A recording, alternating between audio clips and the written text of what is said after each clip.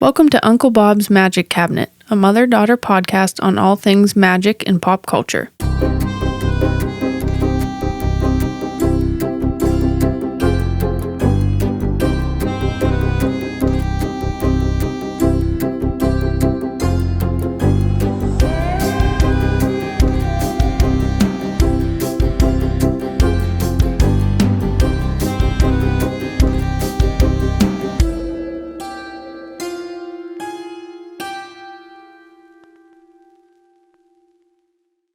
Three, two, one, and we're on.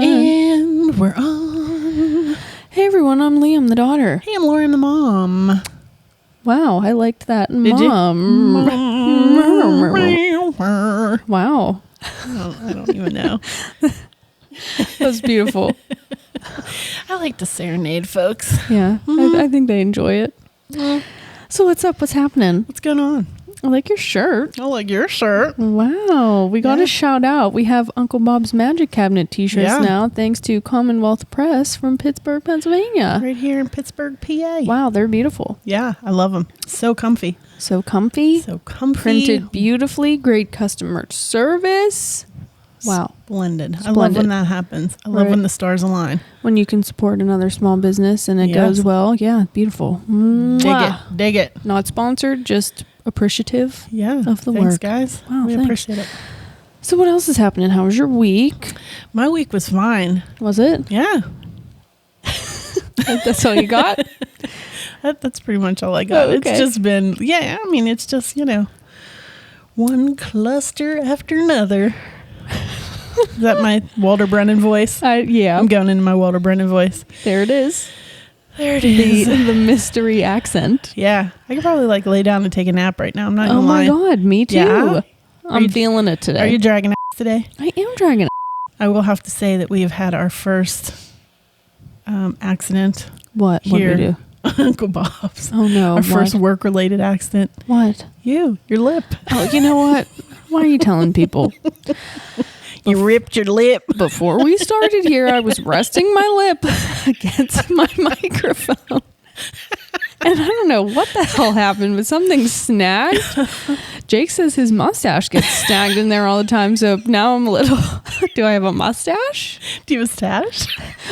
Remember that one time I was looking in the car mirror and I said, "Oh my God, I have a mustache." And Jake goes, "Yeah."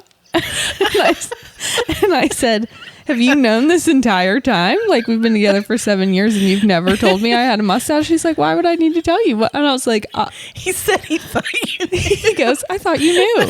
No, I didn't know I had a mustache. I think I'd take care of that. Yeah, I would wax it, maybe give it a little shave. God. Apparently I need to go back to it because it got snagged in the microphone. You know what? Here's all the people with hairy upper lips out there. I'm not even sure if that's what happened. Something stabbed me. Maybe it was like an electric shock. It might have been. That's hilarious. Electrifying. Jake, say hi. Hi. He's unmoved by all of this. He doesn't care about my mustache. Well, and that's a good thing. He loves you. Aren't you sweet? But again, give a sister a heads up. Right on. Yeah. So besides my mustache snag, my mustachio, nothing else is really going on here. A lot's going on all the time. So in the last episode, you divulged that we were moving. I did, yeah. Yeah, and so it's been crazy because it's kind of a quick thing and it's a big thing. But we're winding down here. We're going to be chugging along. So yep. Here we go. What are you going to miss about Pittsburgh? Like, what do you want to see before we leave? Wow. Putting me on the spot. Yeah. I'm going to miss our family, obviously. Mm-hmm. I would like to see Blue Slide Park. Mm-hmm. And what is that? It's a park where Mac Miller grew up. Mac Miller put it on the map. Mm-hmm. It's just a cute little park, kind of in like the Squirrel Hill area. Yeah, love Mac Miller. One of his first mixtapes or albums was called Blue Slide Park. Mm-hmm. So it has a blue slide. Yeah. Yeah, and you can go and hang out. Just want to visit there before you go? Yeah, I'd like to visit there. There's 2 vegan restaurants that are my fave. Zenith in the South Side. Ugh, that's where I had my bachelorette party, or what's it your called? Bridal shower. Bachelorette party. I don't know the lingo. Yeah, your bridal shower. My bridal shower was there. Oh, the best vegan food. And then there's Onion Maiden. Yes. Which is like a metal themed vegan restaurant. Oh my God. They're so good. Oh, they have the best freaking donuts. Vegan donuts. And everything's named after like heavy metal things. Yes. So cool. So those are... It's very tiny in there, so... It's very tiny. Social distancing would be hard. It would. One I think customer. we'd have to get it to go, you know? To go, yeah. I don't know. What are you going to miss? What do you want to see?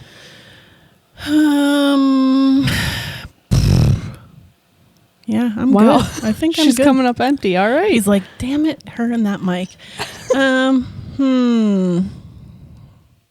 Yeah, I think I'm good. Wow. Okay. Tell me how you really feel.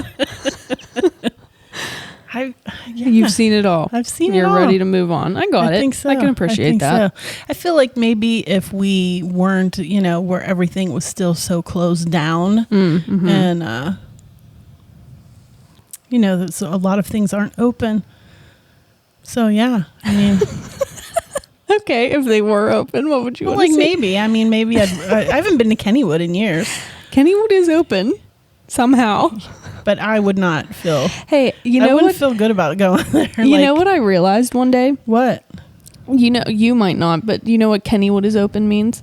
Yeah, your zipper's down. Your zipper's down. But that's only a Pittsburgh thing, yeah, obviously. Yeah. Isn't that weird? There's not Kennywood anywhere else. Yeah. But like that's such a common expression in Pittsburgh. Yeah. If you say Kennywood's open, it means your zipper. Your zipper is down. That's a Pittsburgh thing. Yeah. Jake says I talk a lot more Pittsburgh than I realize. Really? I sometimes say yins. Ooh. And sometimes still mill. Still mill. Our family's from Braddock. Braddock. Not Braddock. Yeah. Yeah. It slips out. I feel like I'm trying to think what I say that's very Pittsburghy. Crick. Isn't Crick Pittsburgh? Crick. I say gum band. Yeah. That's one I say all the time. And is it slippy? It's slippy. And pop. See, that one's weird to me. No. It like pop. Yeah, that's a Pittsburgh thing. I think it's a regional thing. Oh, okay. Yeah. And chipped ham. I don't know why that one was funny. Yeah, chipped ham, like Isley's chipped ham. We're probably confusing everyone right now, but there's some Pittsburghese for you there. Some Isley's skyscraper cones. Wow, look at you. Ooh, yeah, there is a really good ice cream place down in the city.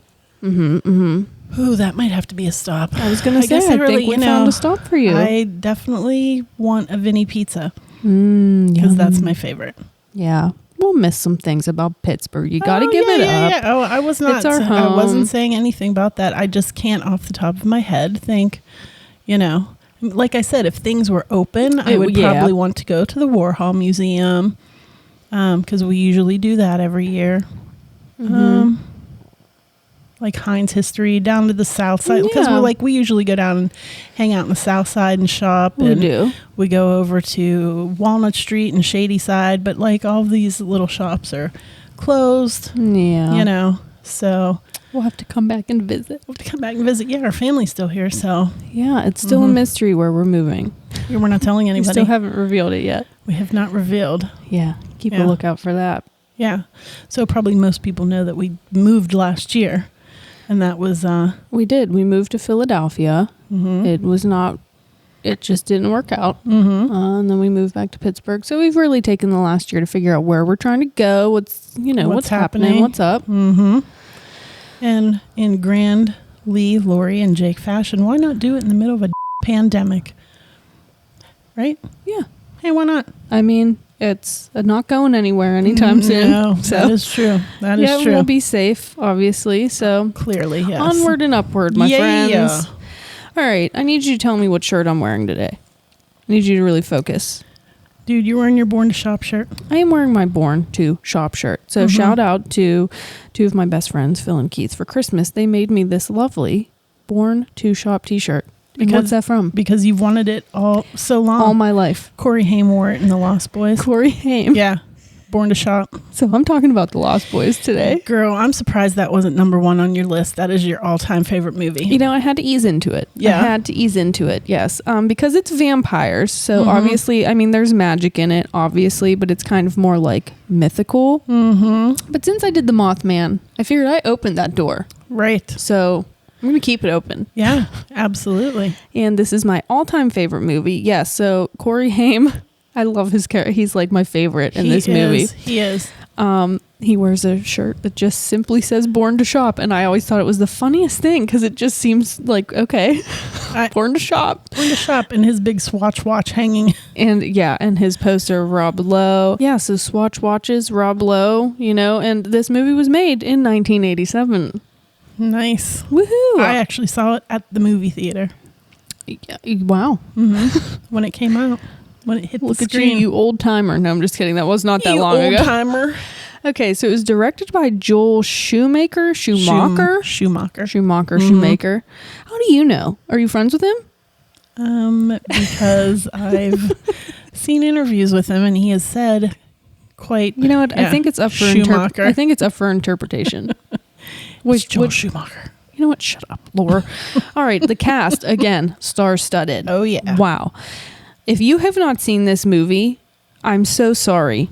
We can't be friends. No, it's over for us. Yeah. No, please go watch it. It's fantastic. But we're going to give you a little rundown. Yeah. Cast, phenomenal. Kiefer Sutherland plays David. Mm-hmm. Jason Patrick plays Michael. Corey Haim plays Sam. Corey Feldman plays Edgar Frog.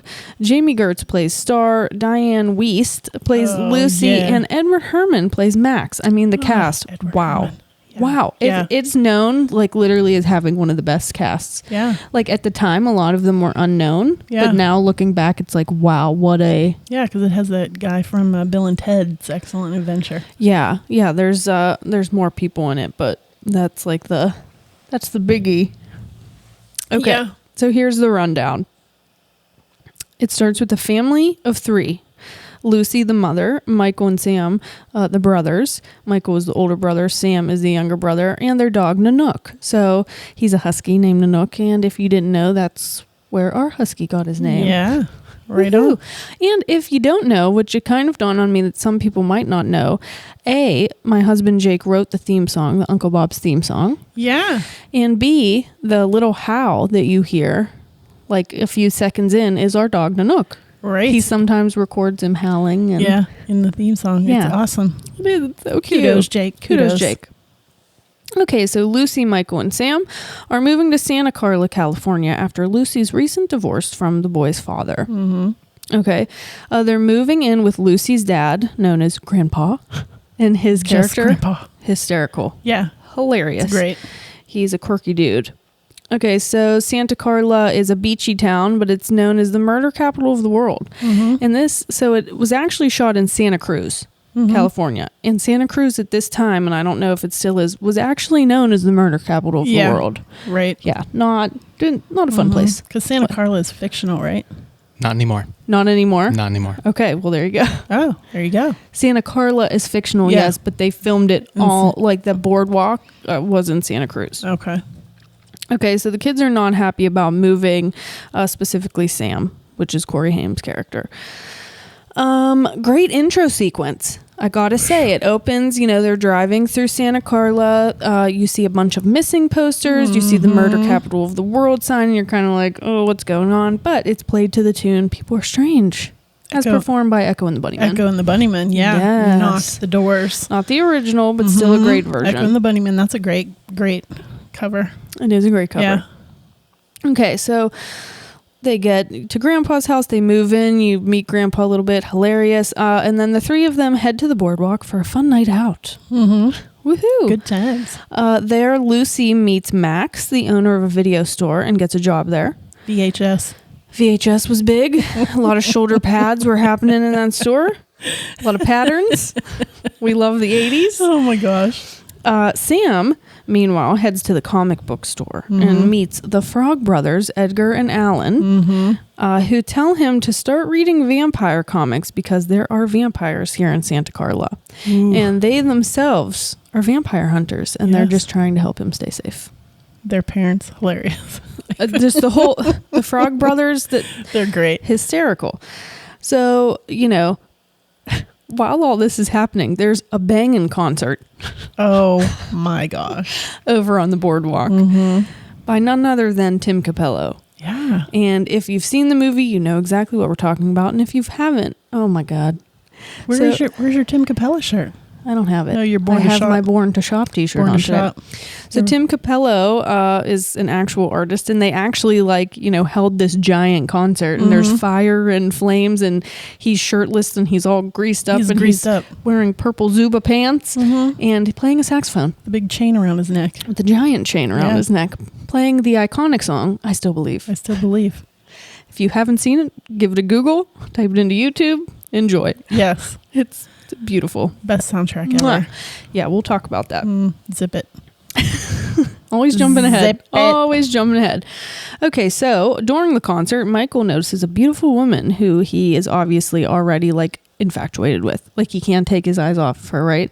And I will say she is gorgeous.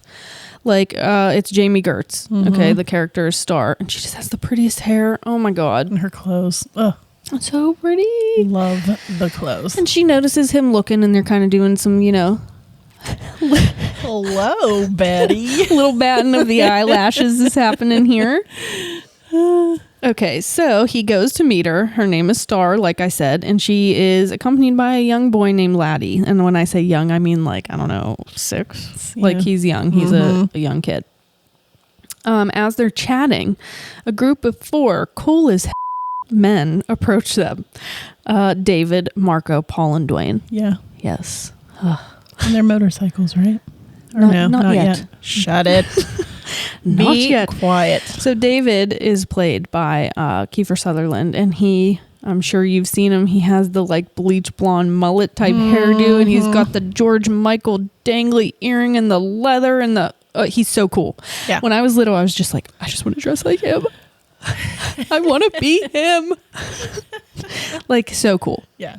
And they're instantly you can tell they're mysterious. Something's going on here. Something's happening. David is clearly the leader of this group of cool kids. And I think they're supposed to be teenagers. I think so, yeah. But they're clearly not. Right? They're clearly not. Yeah. Kiefer Sutherland looked I don't know. Probably 30. Yeah, right. Okay, so David, demands that Star and Laddie are part of their crew, and he doesn't want them talking to Michael. Right. But then he challenges Michael to a motorcycle race. He's follow me. But then it turns into a motorcycle race to the hit tune Lost in the Shadows. Oh yeah. Wow. Say hello to the night. Jake's looking at me please shut up. Okay. So this race, they end up back at I'm going to call them the Lost Boys, underground hangout. They eat some Chinese food, some more iconic scenes happening. Yes. David is playing mind tricks on Michael. Okay. Those two clearly aren't really jiving.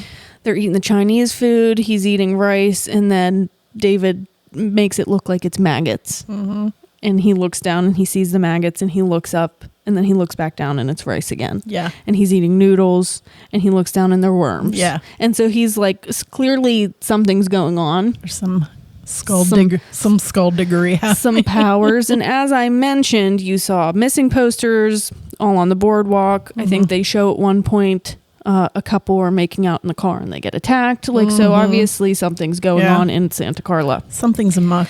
And don't forget the Frog Brothers. Yeah. There are games afoot. There are games afoot. They mentioned vampires. Okay, so where we're going here. Yeah. All right. Michael ends up. David offers him this bottle of what Michael thinks is wine. 'Tis not wine. Right. But Michael ends up drinking it. Well, Star tries to warn him. He's like, don't drink that. That's his blood. I think she tries to tell him what it is. And he's like, yeah, whatever. And he drinks it right. Because he had already seen the worms and the maggots. And just thought they were just playing with his mind. Right. Spoiler alert, it is David's blood. Or a vampire's blood. And this is initiating Michael into this vampire gang. Okay, they head to a bridge where David and the gang begin hanging off the edge of it, dropping one by one as the train goes by. And he tells Michael, be one of us and drop. Mm-hmm. So Michael ends up, he doesn't really have any other choice. Right. You want to get off the bridge, you gotta drop. Right. He drops and then he wakes up in bed. Right. Dun, dun, dun. Dun, dun. Sounds like a fun night. Sounds like a good time. Okay. So Michael wakes up. He feels a little bit off. His eyes are sensitive. I think at one point he floats and he can't see himself in the mirror. Yeah. You know where I'm going here. Starting to work some dark shades. I'll start looking a little pale. Starting to, yeah. He's looking a little cooler. I think at one point he does get a dangly earring. He does. And a leather jacket. And we're in. I'm in like Flynn. I'm a vampire now. Get me some leather. Oh my God.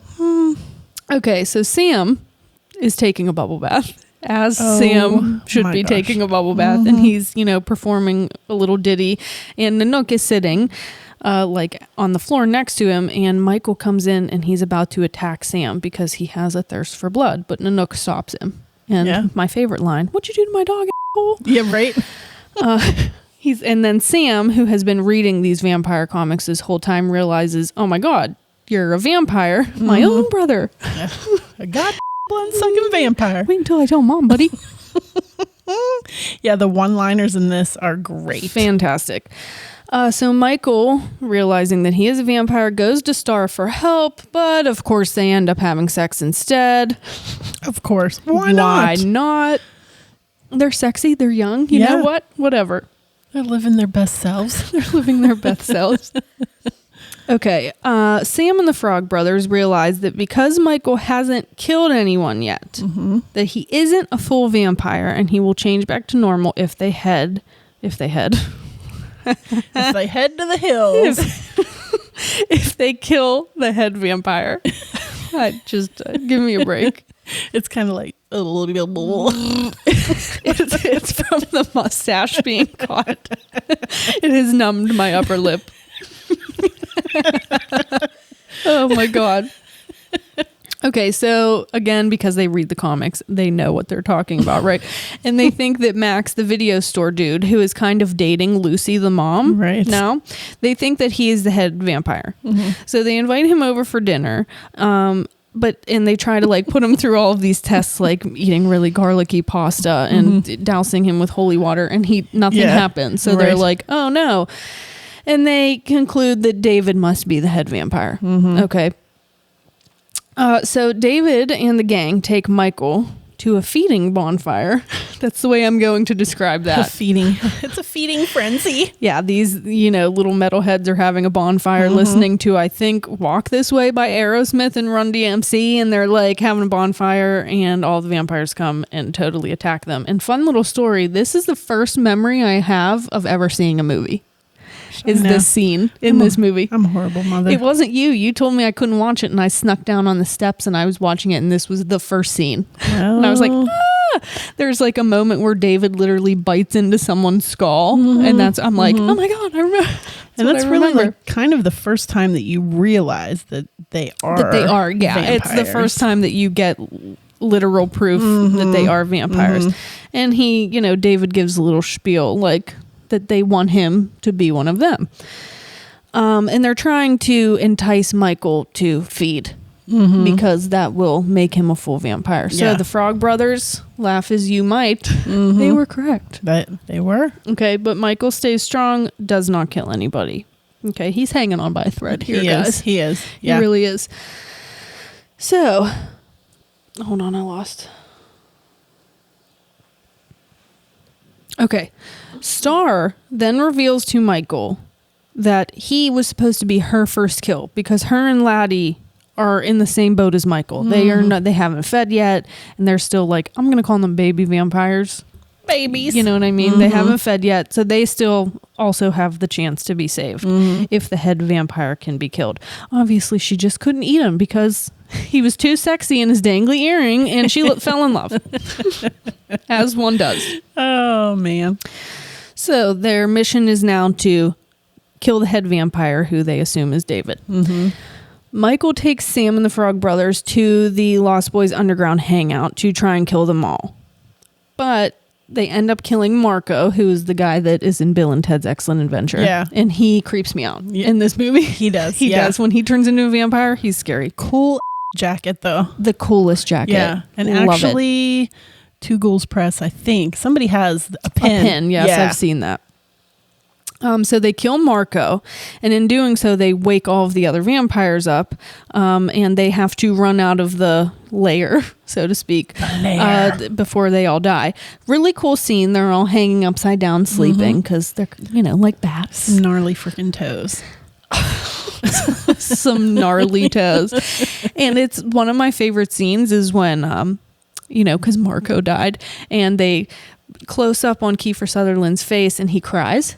Right? But that's because they had to wear these literal glass contacts. I know. And he didn't mean to cry. Right. It's just his eyes were so irritated. Yeah. And they literally had to, because I do a lot of reading about the Lost Boys. They had to hang upside down on that bar for hours, and we're like, well, you have that really cool book I got you for Christmas one year. It's called Lost in the Shadows, and it's my prized possession. Yeah. Yeah, you don't touch it. Nope. Don't even look at it. Nope. That's mine. You have to wear white gloves if you want to. Yeah. It's an honor to be in the room with that book. I do want to say it was the most expensive book I ever purchased. I mean, I really appreciate it. Those are hard to come by. Yeah, I know. But it's all behind the scenes stuff of the Lost Boys, really, and the history of it.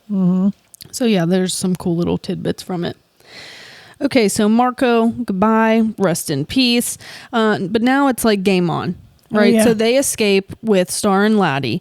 And so it's Star, Laddie, the Frog Brothers, Sam and Michael, and they all go back to Sam and Michael's house, and they're home aloneing their house. Oh, yeah. They're preparing for war because they know as soon as nighttime comes, the Lost Boys are coming to get them. Yeah. So that's what happens. The Lost Boys do end up coming, and there's a big battle. Paul ends up getting killed in a bathtub of holy water and garlic. Dwayne gets it by having a stereo smashed into his head, and he gets electrocuted. And another great line, death by stereo. And David ends up dying. He's impaled into a taxidermy deer head. Because Grandpa's a taxidermist. Grandpa loves taxidermy animals. So, after killing David, dude, back to the lip. back to my numb lip. I have a lip injury. Watch it swell. It's gonna swell. I'll take pics and let you in on how the lip is doing. Clearly not well right now. It's like I've been out in the cold for a few minutes and I can't speak. Oh my God. So after killing David, they think that everything is good, but Michael, Star, and Laddie don't turn back to normal. So, spoiler alert, David was not the head vampire. He wasn't. And in comes Max. And it turns out he is the head vampire, and he tells them, you stupid Silly amateurs, boys. once you invite a vampire into your house, none of that stuff works. That's why he passed all of the tests. Okay. And you know what's funny is I think that's the first movie that I remember ever seeing where that was stated. Oh, that was stated. Yeah. Okay. Very cool.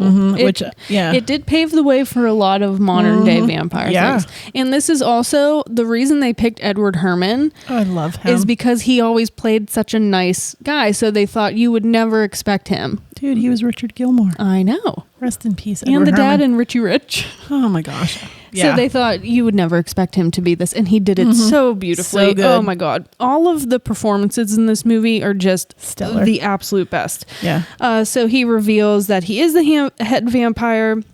And that his goal was to make Lucy his, lady. And because he wanted her to be the mother to all of his lost children. Okay. Long story short, Grandpa crashes into the house just in time, killing Max and saving everyone. Yes. And he ends the movie with the line, one thing about living in Santa Carla I never could stomach, all the vampires. Yeah. And it's like, you know what, Gramps, you couldn't have given us a heads up. Right on. But that's the movie. It's a great movie. I could watch it literally every day, every second, and be totally fine. You do. Sometimes I do. It's totally fine. It's not a problem. And it's probably something when you guys got married and we went and stayed at the cabin the night before your wedding. Yeah. We put up a big movie screen and popped popcorn and had Chinese food and watched The Lost Boys. Had Chinese food and watched The Lost Boys. It was magical. It was magical. I know. It was great. I mean, this has been my favorite movie since you were a kid. Since I was little. Obviously, it was the first movie I remember seeing. So I just wanted to give some fun facts. I mean, obviously, the movie is filled with magic and like the lore of vampires. So it was originally supposed to be a kids movie, more like The Goonies. Like it was supposed to be geared towards a younger audience. Yeah. Well, there is some humor in there. There is, but I'm talking like Yeah, it's obviously not geared towards kids. No. The title, The Lost Boys, comes from Peter Pan. So if you know, the Lost Boys and Peter Pan are the group of kids that are in Neverland and they never grow up. Right. So the idea that, you know, obviously they don't grow old because they're vampires. So their outfits, and I wanted to touch on this because I think it's like one of the coolest parts. And I always said like I wanted to dress like them because they're just so cool. Yeah. So their clothes are supposed to look like timeless. Like they've been traveling through, you know, years and years. And you can't really put a pin in where they're like what time period they're from. Like they have pieces from a bunch of different time periods. They have little trinkets. Yeah. They're supposed to look like travelers because they never grow old and they never die. So they've been around for a long time. And I think that's so cool. Like I love the element when the costume reflects the character. Like it's just, I think that's so interesting. Yeah. Obviously David is like the iconic vampire. He's totally cool. And I don't know if you knew this, he actually inspired Spike from Buffy. Yes, I did know that. Yeah. And you can see the resemblance, the bleached hair, the leather. / Billy Idol. Right. Yes. Billy Idol stole my look. I know. So this is the first movie that featured the two Coreys. Really? The first one? The first one. Oh. Corey Haim and Corey Feldman. Yeah. Obviously, they went on to star in a bunch of different movies together. Which is funny because Corey Feldman actually is in the Goonies. So, yeah. Right. So that's why they kind of were gearing it that way too, because the cast was kind of similar. Yeah. But yeah, then they end up winning it. Oh my God. They ended up going in a different direction. Yeah. So it's known for its sexy, mysterious tone, and it is credited for shifting pop culture's depiction of vampires into something more youthful and more sexy and young. Made way for the Twilight series. Twilight, Buffy, like that kind of, you know. Yeah. Because, you know, sometimes vampires are depicted like, obviously they're old, but they don't have that like youthful Nosferatu. Right. Yeah. The soundtrack. Like I just have to talk about the soundtrack. Yeah. Oh my God. It is the best. Hands down the best soundtrack. I know I say that a lot, but no, this is it. This is number one. It was on my most played list on Spotify. I listen to it the year. Literally all the time. Yeah, so do I. It was on our wedding playlist. Like I love this soundtrack. So good. It features, like I already said, Echo and the Bunnymen, In Excess, Lou Gramm, Roger Daltrey, Jimmy Barnes, Eddie and the Tide, and again, Tim Capello. Well, Roger Daltrey does Don't Let the Sun. Is that? Yes, and it's so good. It's such a beautiful cover. Love his cover of that. The movie ends on that song, and wow, it's touching. That soundtrack is just so it's killer. good. And I have here, I think it's the greatest theme song of all time, entitled Cry Little Sister. And you'll hear it a bunch of times throughout the movie. I think it's played during Star and Michael's love scene. Copulation. But wow, just such a good theme song. Like you can't touch it. Dude, the soundtrack is just freaking kicking. Yeah. And that's what I have to say about that. I think it obviously is the greatest movie of all time. I think it's funny. I think it's got mystery and, you know, some sex appeal and magic and all of the good things. Yeah. And hence you named him Nanook. I know. I always wanted a husky because of the dog in that movie, and he protects Sam. Yeah, I know. And unfortunately, though, there were a few other, like Lost Boys 2 and Mom, we don't discuss that. Well, actually, we're going to bring it up because I don't know which one it was in, but when I figured out something I'm going to miss about Pittsburgh. So Tom Savini is in one of the Yeah. the other ones. But it was, and I love Tom Savini. Well, he didn't make it very long. He didn't make it very long. He was only in there for a second. But iconic Tom Savini, Pittsburgh native and master special effects horror man. Yeah. Has a school here in Pittsburgh. So kudos. I will miss that. Thank you for that. Zombie capital of the world here. It is in Pittsburgh. Yeah. We're talking about vampires though. I know. I'm just kidding. I don't care. I don't care. Whatever. I'm like slow. I have to analyze and think everything through. I know. So, I'm always like a day late and $1 short to the party. Okay.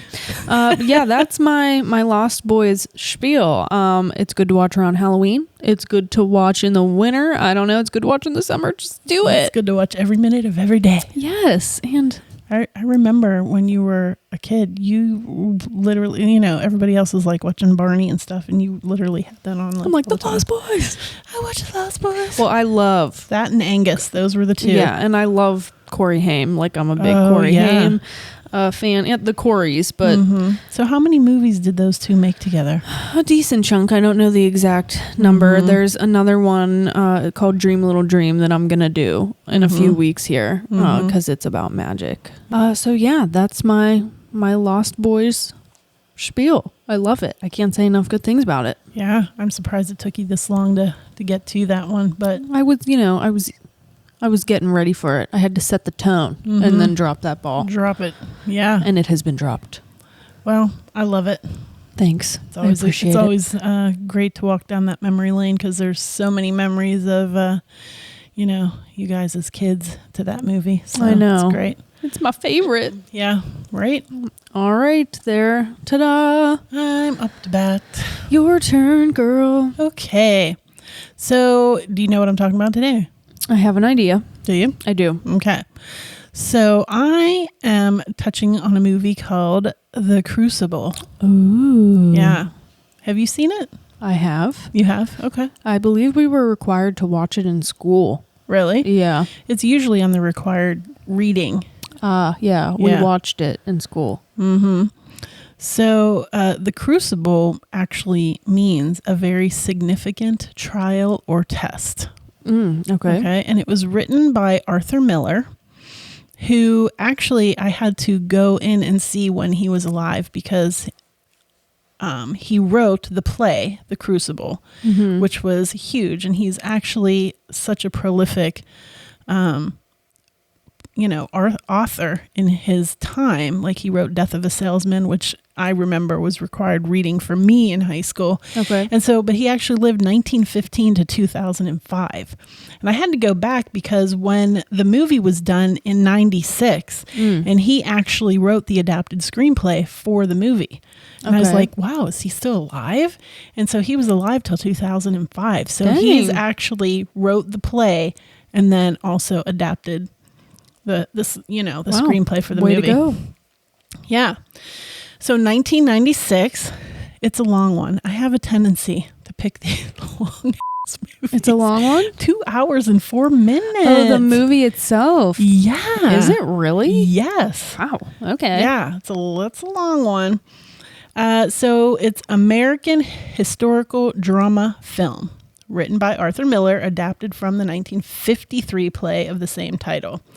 He did get an Oscar nom for adapting the screenplay. Wow. But it was pretty much a box office failure. Oh, really? It was budgeted $25 million at the box office, and it only took in 7. Oh. Yeah. It was filmed on Hog Island in Ipswich, Massachusetts, and it is inspired by the Salem witch trials.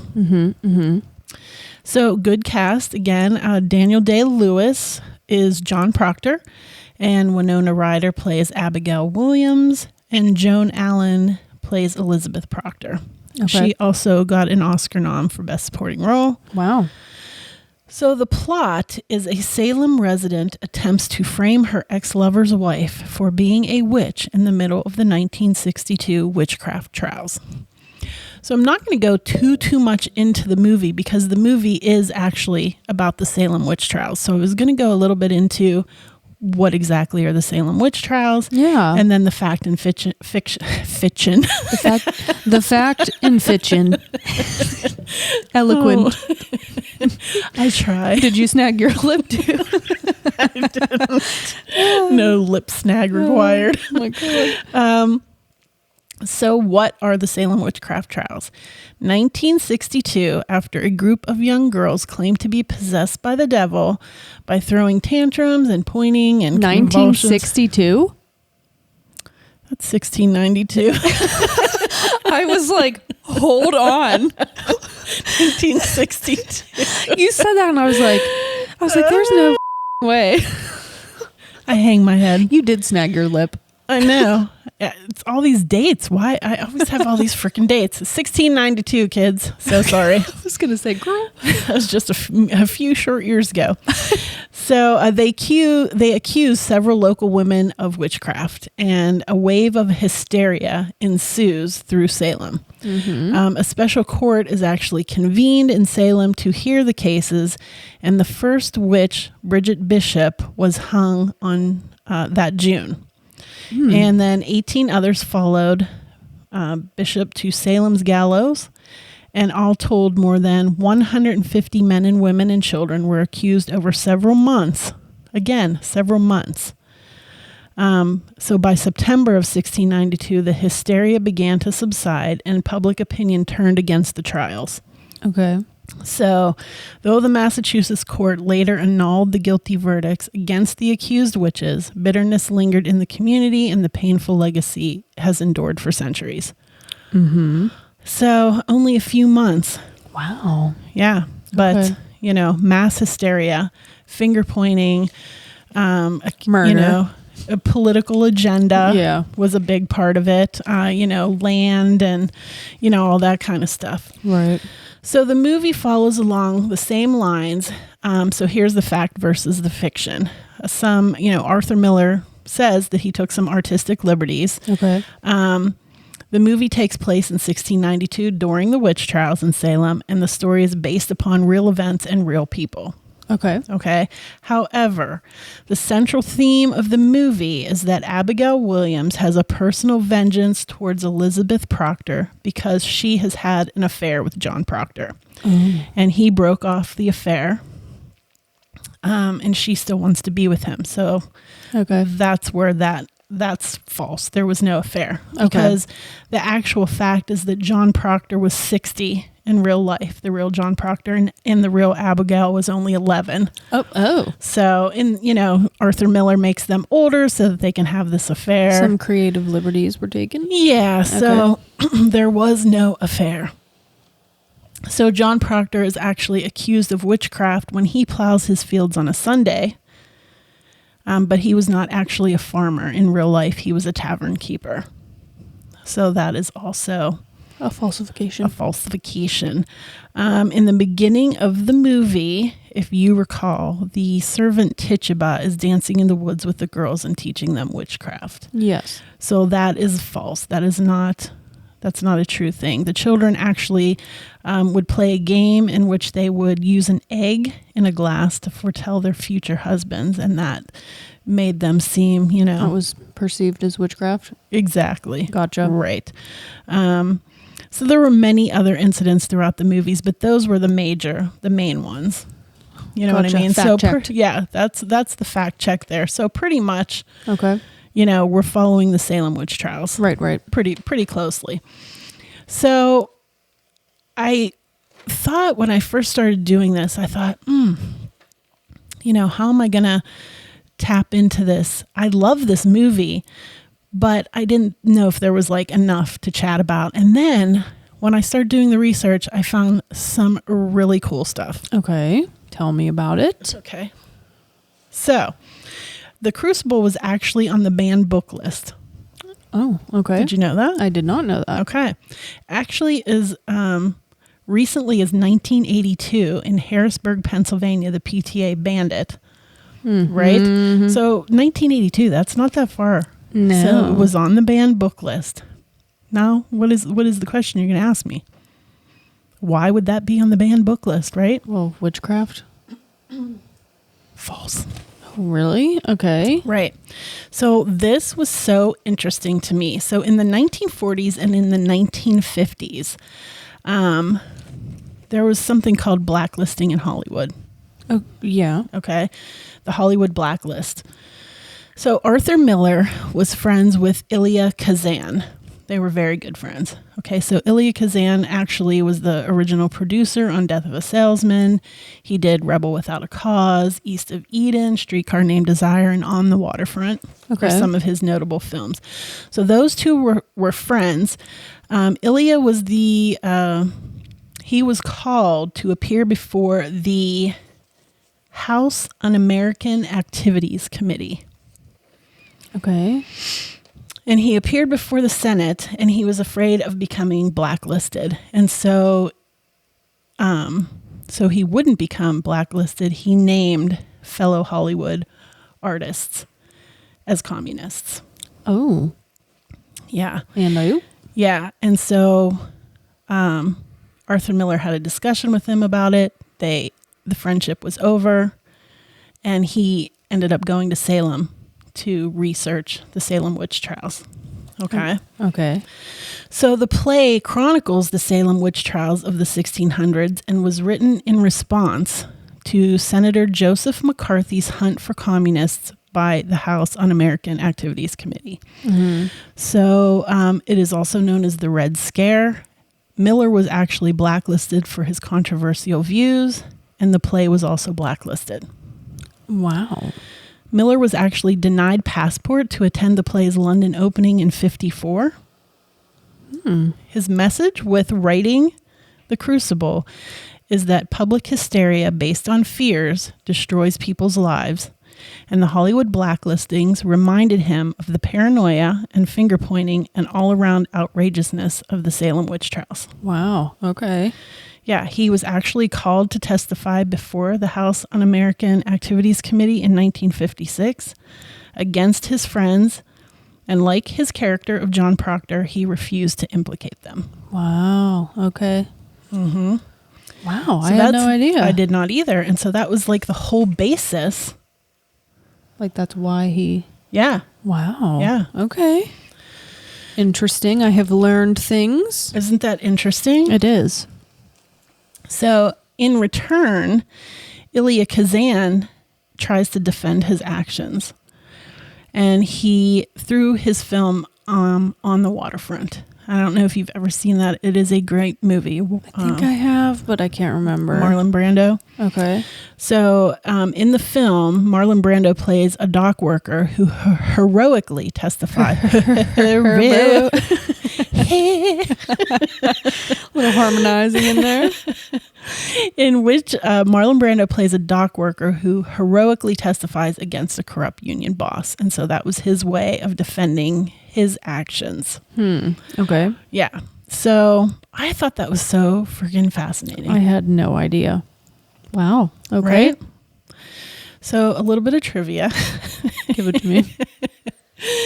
I have to go there. So Daniel Day-Lewis, you know, he's been in so many things. Right. Gangs of New York, you love him in. I love that movie. Love that movie. Wow. And he is just such a great actor. Mm-hmm. But he is known for taking his roles very seriously. Right. Like, super seriously. Yeah. So while he was making The Crucible, he actually built his home that John Proctor was to live in. So it was authentic.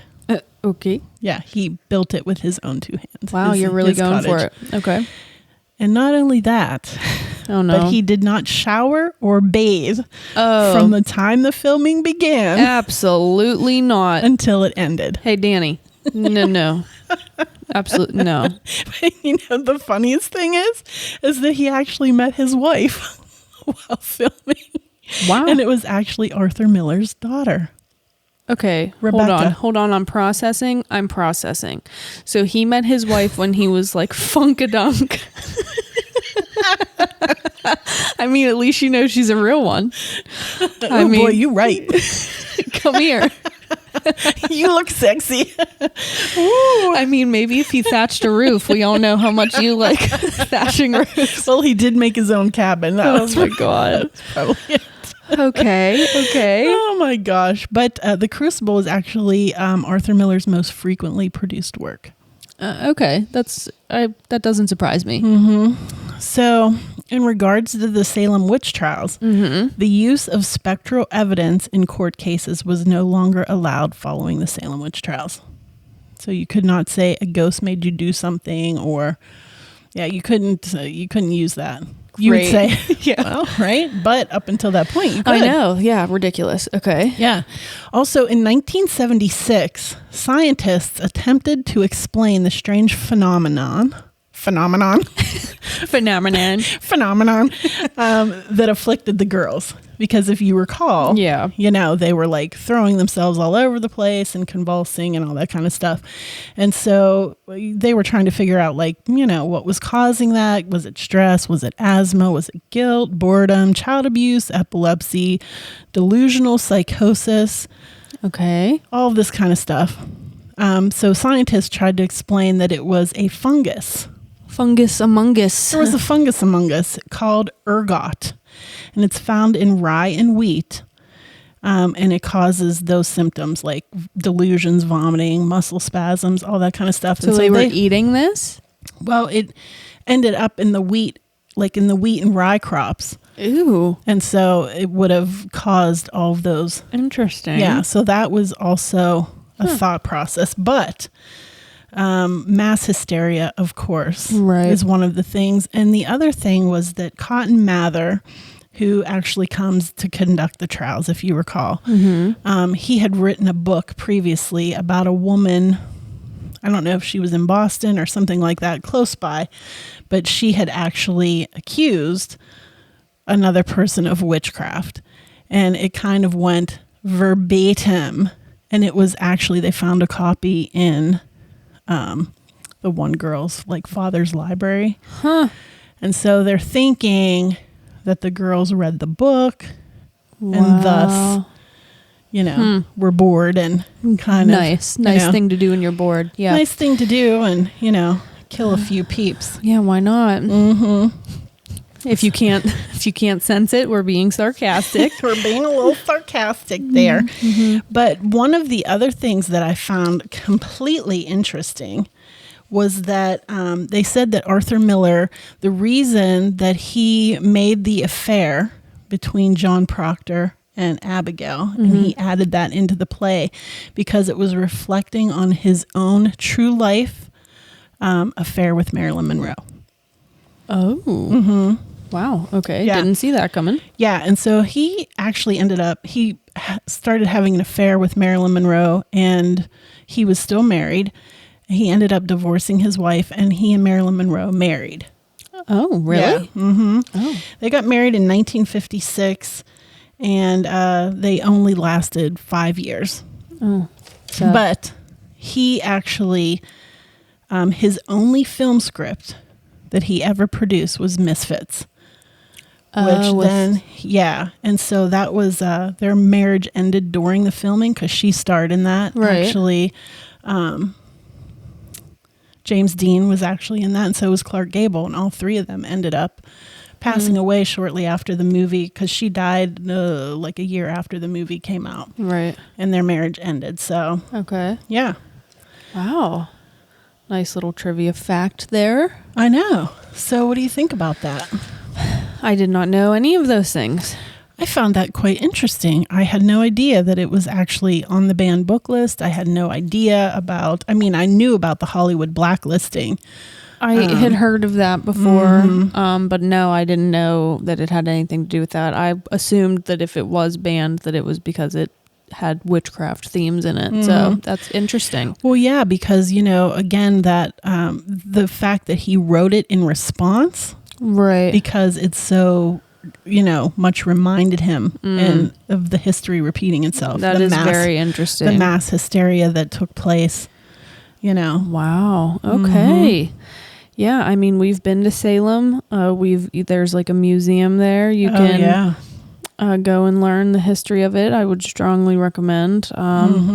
It's wild. It's a very sad time in, in history that these things occurred. But, we say that in the United States that these people passed away or, were murdered during the Salem witch trials. But across Europe, there was like mass, right? Witch trials. Absolutely. Yeah, and there's a book that I have. It's called Witch Craze. I knew you were gonna. It's a great book, and it is a great book, and it's if you want to learn more about that.